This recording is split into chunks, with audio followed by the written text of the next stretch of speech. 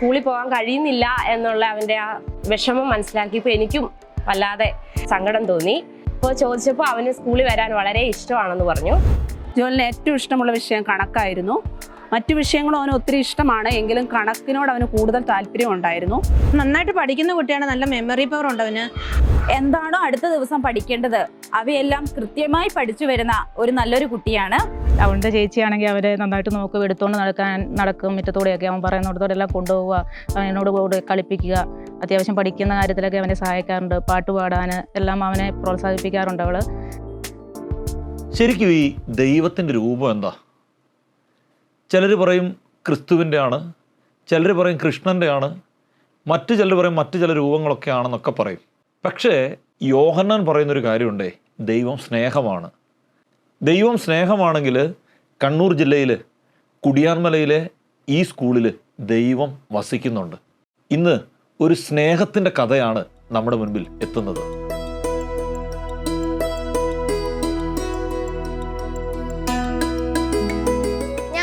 പറയാൻ പോകുന്ന കഥയുടെ പേരാണ് രണ്ട് കൂട്ടുകാർ. ഒരിക്കൽ രണ്ട് കൂട്ടുകാർ ഒരു മരുഭൂമിയിൽ കൂടി നടന്നു പോവുകയായിരുന്നു. ആ യാത്രയുടെ അവർ തമ്മിൽ ഒരു തർക്കമുണ്ടായി. ആ തർക്കത്തെ തുടർന്ന് ഒരു കൂട്ടുകാരൻ മറ്റൊരു കൂട്ടുകാരന്റെ മുഖത്തടിച്ചു. അടികൊണ്ട കൂട്ടുകാരന് ഒരുപാട് വേദനിച്ചു. എങ്കിലും അവനൊന്നും പറഞ്ഞില്ല. പകരം മരുഭൂമിയിലെ മണലിൽ എഴുതി, ഇന്നെന്റെ പ്രിയ കൂട്ടുകാരൻ എന്റെ മുഖത്തടിച്ചു. അവനങ്ങനെ വീണ്ടും യാത്ര തുടങ്ങി.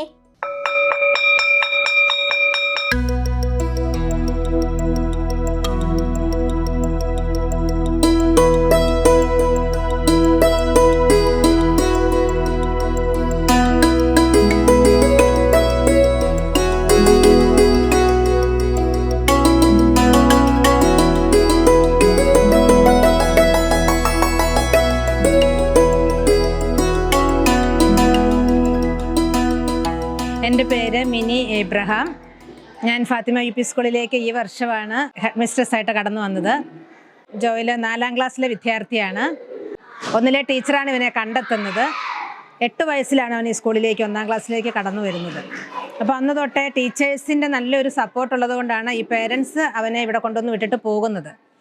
അപ്പം അത് കഴിഞ്ഞാൽ പിന്നെ എല്ലാ കാര്യങ്ങളും കൂട്ടുകാരും ടീച്ചേഴ്സും തന്നെയാണ് ചെയ്യുന്നത്. വളരെ നല്ല പോലെ അവന് വേണ്ടി എല്ലാ കാര്യങ്ങളും ചെയ്തു കൊടുക്കും.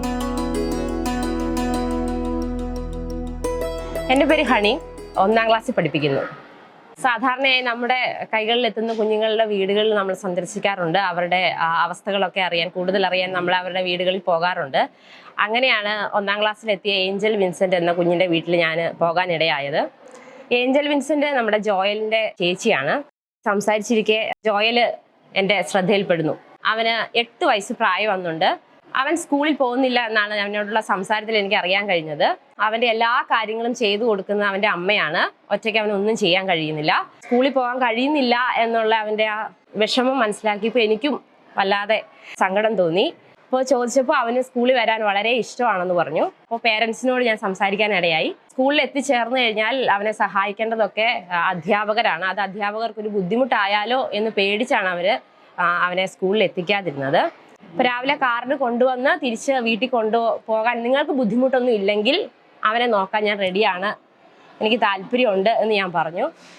അപ്പോൾ അവർക്കും പൂർണ്ണ സമ്മതമായിരുന്നു. എൻ്റെ പേര് റാണി, ഭർത്താവിൻ്റെ പേര് വിൻസെൻ്റ്. ഞങ്ങളുടെ മകനാണ് ജോയൽ. ഞങ്ങൾക്കൊരു മകളും കൂടെ ഉണ്ട്, അവളുടെ പേര് ഏഞ്ചൽ എന്നാണ്. അപ്പോൾ ഇവന് മസ്കുലർ ഡിസ്ട്രോഫി എന്ന് പറയുന്നൊരു അസുഖമുണ്ട്. ആദ്യം അറിഞ്ഞപ്പോഴൊക്കെ ഞങ്ങൾക്ക് അതൊരു സങ്കടമായിരുന്നു. പക്ഷേ ഇപ്പം ഞങ്ങൾ അതിന്നെല്ലാം ഒത്തിരി കരകയറി.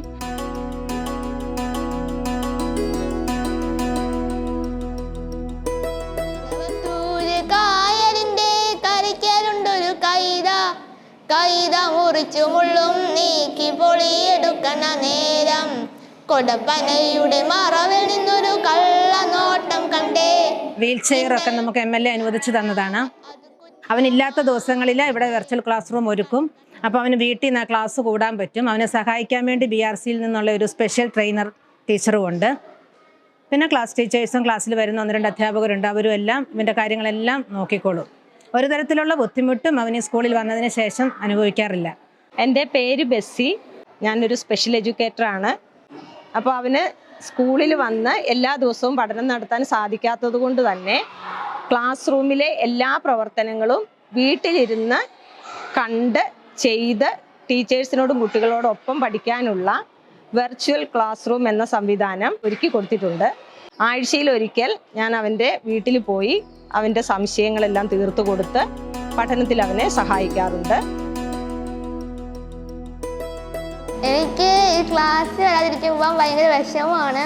എനിക്ക് ഇവരുടെ കൂടെ കളിക്കുമ്പോൾ ഭയങ്കര ഇഷ്ടമാണ് പഠിക്കാനൊക്കെ. വീട്ടിൽ ഇരിക്കുമ്പം പപ്പോട് ഞാൻ എപ്പോഴും പറയും എനിക്ക് എപ്പോഴും സ്കൂളിൽ പോകണമെന്ന്. എൻ്റെ പേര് മഞ്ജു. ഞാൻ ജോയലിനെ 2ാം ക്ലാസ്സിൽ പഠിപ്പിച്ച ടീച്ചറാണ്. 2ാം ക്ലാസ്സിൻ്റെ പ്രത്യേകത എന്ന് പറഞ്ഞിട്ടുണ്ടെങ്കിൽ കളികളിലൂടെയും അഭിനയത്തിലൂടെയും ഒക്കെയാണ് കുട്ടികൾ കൂടുതൽ കാര്യങ്ങൾ പഠിക്കുന്നത്. ജോയലിന് അതൊക്കെ ഒത്തിരി ഇഷ്ടമായിരുന്നു. ജോയലിന് ഏറ്റവും ഇഷ്ടമുള്ള വിഷയം കണക്കായിരുന്നു. മറ്റു വിഷയങ്ങളും അവന് ഒത്തിരി ഇഷ്ടമാണ്, എങ്കിലും കണക്കിനോട് അവന് കൂടുതൽ താല്പര്യം ഉണ്ടായിരുന്നു. കണക്ക് ഞങ്ങൾ ചെറിയ ചെറിയ ഗെയിംസിലൂടെയൊക്കെയാണ് കുട്ടികളെ പഠിപ്പിക്കുന്നത്. വളരെ ഇൻട്രസ്റ്റോടു കൂടി അതിൽ പങ്കെടുക്കുമായിരുന്നു. അതുപോലെ തന്നെ മറ്റു കുട്ടികൾ, ജോയലിൻ്റെ ഫ്രണ്ട്സ് അവനെ ഒത്തിരി സഹായിച്ചിരുന്നു അതൊക്കെ ചെയ്യാൻ വേണ്ടിയിട്ട്. ഒരു കളിയിലും ജോയലിനെ മാറ്റി നിർത്തുവോ അവനെ വേണ്ടാന്ന് പറയുകയോ ഒന്നും ചെയ്യില്ലായിരുന്നു. ജോലി ദിവസം വന്നില്ലേ എനിക്ക് സങ്കടം. പിന്നെ അവനെൻ്റെ ഏറ്റവും വലിയ ഫ്രണ്ടാണ്. ജോയലിൻ്റെ കൂടെ കളിക്കാനും പഠിക്കാനും ഒക്കെ നല്ല രസമാണ്. അവൻ എന്തുകൊണ്ടാന്നാലും ഞങ്ങൾക്ക് ഷെയർ ചെയ്യും. ജോയൽ എൻ്റെ നല്ല കൂട്ടുകാരനാണ്. നല്ല തമാശ പറയും. ഞങ്ങൾ എല്ലാവരും ഒരുമിച്ചിരുന്നാണ് പഠിക്കുന്നത്. ഞങ്ങൾ ടീച്ചറെ എഴുതിപ്പിക്കുമ്പോൾ ഇവൻ്റെ ബുക്ക് നോക്കി എഴുതും. പിന്നെ ഇവനെ സഹായിക്കും കളിക്കാൻ, ഇവൻ്റെ കൂടെ കളിക്കാൻ കൂടും. ഒരുമിച്ചിരുന്ന് പഠിക്കും. പിന്നെ ഇവന് ഇടയ്ക്ക് കളിക്കാൻ വേണ്ടിയിട്ടൊക്കെ കൂട്ടിന് ബുക്ക് ഇവിടെ വെച്ചിട്ട് ഞങ്ങൾ ഇവിടെ ഇരുന്ന് കളിക്കും. പിന്നെ ഇവന് പെൻസിലില്ല, പേനയില്ല, അങ്ങനെയൊക്കെ പറയുമ്പോൾ ഞങ്ങൾ അതൊക്കെ കൊടുക്കും. അവൻ്റെ ചെറുപ്പകാലം തൊട്ടുള്ള കാര്യങ്ങളെല്ലാം അവൻ നന്നായി ഓർത്തു വയ്ക്കും. അവന് നല്ല മെമ്മറി പവറാണ്. അവൻ്റെ അമ്മ എന്നോട് സംസാരിക്കാറുണ്ട്, ടീച്ചർ ഒരു കാര്യം ഒരു തവണ പറയുന്നത് അവൻ എത്ര നാൾ വേണേലും അത് ഓർത്തു വയ്ക്കും. പിന്നീട് അവൻ പറഞ്ഞു തരികയും ചെയ്യും എന്ന് പറഞ്ഞു. എൻ്റെ പേര് ദിവ്യ. ഞാൻ ജോയലിൻ്റെ മലയാളം ടീച്ചറാണ്. ജോയൽ ക്ലാസ്സിൽ വളരെ അച്ചടക്കത്തോടെ നമ്മൾ പറയുന്ന കാര്യങ്ങളൊക്കെ കൃത്യമായി ഗ്രഹിച്ചും കേട്ടും ഇരിക്കുന്ന നല്ലൊരു കുട്ടിയാണ്. നമ്മൾ ക്ലാസ് എടുക്കുമ്പോൾ കുട്ടിക്ക് മലയാളം ആയതുകൊണ്ട് തന്നെ കുറേ എഴുതാനുണ്ടാവും. നോട്ടുകളൊക്കെ ധാരാളം എഴുതാനുണ്ട്. അപ്പം കുട്ടിക്ക് എഴുത്ത് ഇത്തിരി ബുദ്ധിമുട്ടായതുകൊണ്ട് അത് ഞാൻ സാധാരണ നോട്ട് അയച്ചു കൊടുക്കുകയാണ് ചെയ്യുന്നത്. ഞാൻ അയച്ചു കൊടുക്കുന്ന നോട്ടുകളെല്ലാം കൃത്യമായി വീട്ടിൽ ചെന്ന് അമ്മയെ കൊണ്ട് എഴുതിപ്പിച്ച് എന്താണോ അടുത്ത ദിവസം പഠിക്കേണ്ടത് അവയെല്ലാം കൃത്യമായി പഠിച്ചു വരുന്ന ഒരു നല്ലൊരു കുട്ടിയാണ്. നന്നായിട്ട് പഠിക്കുന്ന കുട്ടിയാണ്. നല്ല മെമ്മറി പവർ ഉണ്ട് അവന്. ഉപജില്ലാ ശാസ്ത്രമേളയിലെ പരിസര നിരീക്ഷണം ഒരു ഐറ്റമായിരുന്നു. ആ ഐറ്റത്തിൽ ഈ കുഞ്ഞിനെ കൊണ്ടുപോയിരുന്നു. 2 പേര് ഒരുമിച്ച് വർക്ക് ചെയ്യേണ്ടതാണ്. അപ്പോൾ 2 കുട്ടികൾ, ഇവനും വേറൊരു കുട്ടിയും. അതിലവന് 3rd A ഗ്രേഡ് നേടാനിടയായി. വളരെ സന്തോഷമാണ് അവന്. പിന്നെ ഒരു കിസ് കോമ്പറ്റീഷന് നെല്ലിക്കാംപൊയിൽ സ്കൂളിൽ അവനെ കൊണ്ടുപോയിട്ടുണ്ടായിരുന്നു. അവന് സമ്മാനം കിട്ടിയില്ലെങ്കിലും നല്ല പോയിന്റ് ഉണ്ടായിരുന്നു.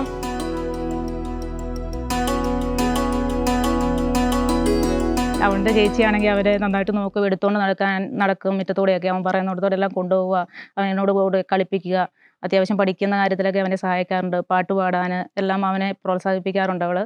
കടുക് മണിക്കൊരു കണ്ണുണ്ട്, കണ്ണിനകത്തൊരു കരളുണ്ട്, കടലുണ്ടീന്നൊരു ചെങ്ങായി കായ വറുത്തു കഴിഞ്ഞിട്ട്, കുടമൊരു കള്ളു കുടിച്ചിട്ട്, കരിമീൻ മുള്ളു കടിച്ചിട്ട്, കലഹം പറയണ കവലയിൽ നിന്നൊരു കണ്ണട വാങ്ങി വരുന്നുണ്ട്, കണ്ണട വാങ്ങി വരുന്നുണ്ട്. ഞാൻ ഇവിടെ പറയാൻ പോകുന്ന കഥയുടെ പേരാണ് 2 കൂട്ടുകാർ. ഒരിക്കൽ 2 കൂട്ടുകാർ ഒരു മരുഭൂമിയിൽ കൂടി നടന്നു പോവുകയായിരുന്നു. ആ യാത്രയുടെ അവർ തമ്മിൽ ഒരു തർക്കമുണ്ടായി. ആ തർക്കത്തെ തുടർന്ന് ഒരു കൂട്ടുകാരൻ മറ്റൊരു കൂട്ടുകാരന്റെ മുഖത്തടിച്ചു. അടികൊണ്ട കൂട്ടുകാരന് ഒരുപാട് വേദനിച്ചു. എങ്കിലും അവൻ ഒന്നും പറഞ്ഞില്ല.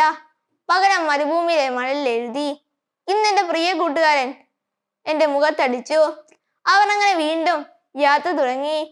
യാത്രയുടെ ദാഹിച്ചു വലഞ്ഞ അവർ ഒരു മരുപ്പുച്ച കണ്ടെത്താൻ ഇടയായി. അപ്പോൾ അവർ അതിൽ വെള്ളം കുടിക്കാൻ ഇറങ്ങിയപ്പോൾ അടികൊണ്ട കൂട്ടുകാരൻ ഒരു ചെറിയ കുഴിയിൽ മുങ്ങാൻ തുടങ്ങി. അപ്പോൾ അവന്റെ പ്രിയപ്പെട്ട കൂട്ടുകാരൻ അവനെ കഷ്ടപ്പെട്ട് രക്ഷിച്ചു. രക്ഷപ്പെട്ട കൂട്ടുകാരൻ അവിടെ ഉണ്ടായിരുന്ന കല്ലിൽ എഴുതി, ഇന്നെന്റെ പ്രിയ കൂട്ടുകാരൻ എന്റെ ജീവൻ രക്ഷിച്ചു. അപ്പോൾ അവനെ അടിച്ചതും പിന്നെ ജീവൻ രക്ഷിച്ചുമായ കൂട്ടുകാരൻ അവനോട് പറഞ്ഞു, ഞാൻ നിന്നെ വേദനിപ്പിച്ചപ്പോൾ നീ അത് മണലിൽ എഴുതി, എന്നാൽ ഞാൻ നിന്റെ ജീവൻ രക്ഷിച്ചപ്പോൾ എന്തുകൊണ്ടാണ് നീ അത് കല്ലിൽ കൊത്തിവെക്കുന്നത്? കൂട്ടുകാരൻ മറുപടി പറഞ്ഞു, ആരെങ്കിലും നമ്മളെ വേദനിപ്പിച്ചാൽ നമ്മൾ അത് മണലിൽ കൊത്തിവെക്കണം. ക്ഷമയാകുന്ന കാറ്റ് അതിനെ മായ്ച്ചു കളയും. എന്നാൽ ആരെങ്കിലും നമുക്ക് നല്ലത് ചെയ്താൽ നമ്മൾ അത് കല്ലിൽ കൊത്തിവെക്കണം, ഒരിക്കലും മാഞ്ഞു പോകാത്തതുപോലെ. നമുക്കറിയാം പണ്ട് കാലത്ത് ഇങ്ങനെയുള്ള കുട്ടികളെല്ലാം മാറ്റി നിർത്തപ്പെട്ടവരായിരുന്നു. ഇപ്പം നമ്മൾ അവരെ ചേർത്ത് നിർത്തുകയാണ് ചെയ്യുന്നത്. ഒരു പ്രവർത്തനത്തിനും അവരെ മാറ്റി നിർത്താറില്ല. ജോയിൽ പഠിക്കാൻ മിടുക്കനായതുകൊണ്ട് തന്നെ ഈ വർഷം അവനെ LSS എഴുതിക്കണമെന്ന് അവരുടെ ക്ലാസ് ടീച്ചേഴ്സിനോടും HMനോടും പറഞ്ഞിരുന്നു. അതനുസരിച്ച് തന്നെ അവർ അതിനു വേണ്ട കൃത്യമായ പരിശീലനം നൽകി വരുന്നുണ്ട്. ഈ ബൈബിളിൽ മറ്റൊരു വചനമുണ്ട്, ഈ മുപ്പിരി ചരട് വേഗം പൊട്ടുകയില്ല. ഈ വീഡിയോ കണ്ടപ്പം നമുക്ക് മനസ്സിലായി കാണും, അവരുടെ കുടുംബം ഒന്നാണ്, അതുപോലെ സ്കൂള് ഒന്നാണ്, ആ ക്ലാസ്സിലെ കുഞ്ഞുങ്ങൾ ഒന്നാണ്.